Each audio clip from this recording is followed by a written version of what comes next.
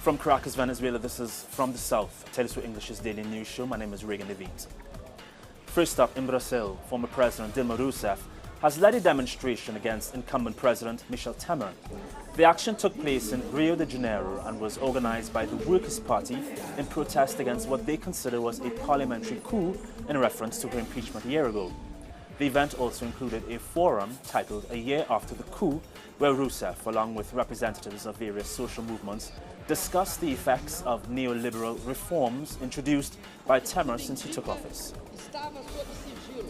Thousands of Guarani indigenous people took to Sao Paulo's iconic Paulista Avenue on Wednesday night to protest the government's removal of part of their traditional lands. The indigenous activists were specifically demonstrating against the court's decision to annul the demarcation of their reserve that covers over 1,000 acres of indigenous lands. After several negotiations with the Colombian government and its peace treaty, the FARC has formed a new political party.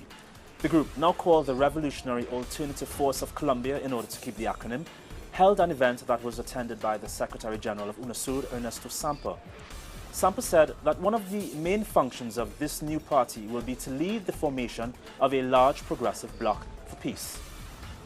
Still in Colombia, after 42 days of strike action, miners from Segovia and Remedios ended their protest action.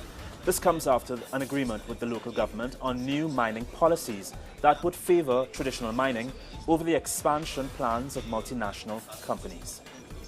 The supporters of former Colombian President Álvaro Uribe are firmly against an impending visit by Pope Francis to the country.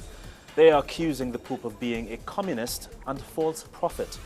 A group of Catholic lawyers as well as ultra-conservative party leaders also claim his actions are not in line with the Word of God.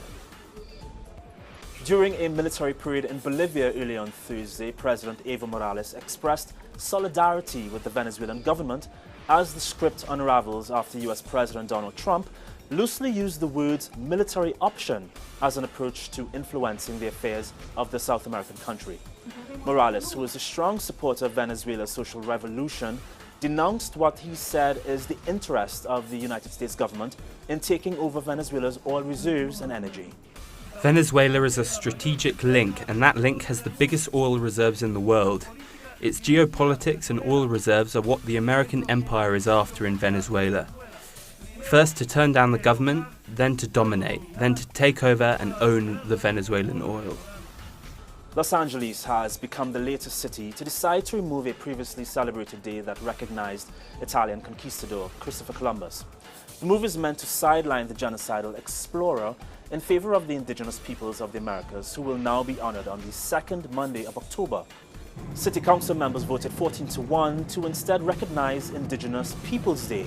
For years, the city's Native American population, as well as their supporters, have said that Columbus's role in genocide and colonialism that began with his so-called discovery of the Americas should not be celebrated.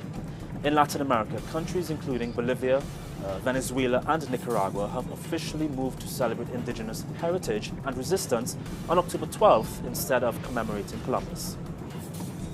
Paraguayan President Horacio Cartes on Thursday announced via Twitter that the country would join Argentina and Uruguay to become joint hosts for the 2030 FIFA World Cup.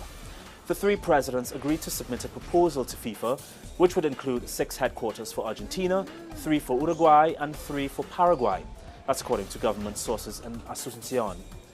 The year 2030 would mark the 100th anniversary of the first World Cup held in Montevideo, where Uruguay became champion by defeating Argentina. And finally, on the last day of Black August, teleSUR looks at the legacy of revolutionary women in the Black Panther Party. The organization was responsible for essential programs aimed to meet the needs of poor black communities in the United States. Women were at the head of many of these initiatives. For more on these and other stories, please visit our website, telesurtv.net/English. And for updates on the day's top stories, please feel free to join us on Instagram, Facebook and on Twitter. For teleSUR English, I'm Regan Levit.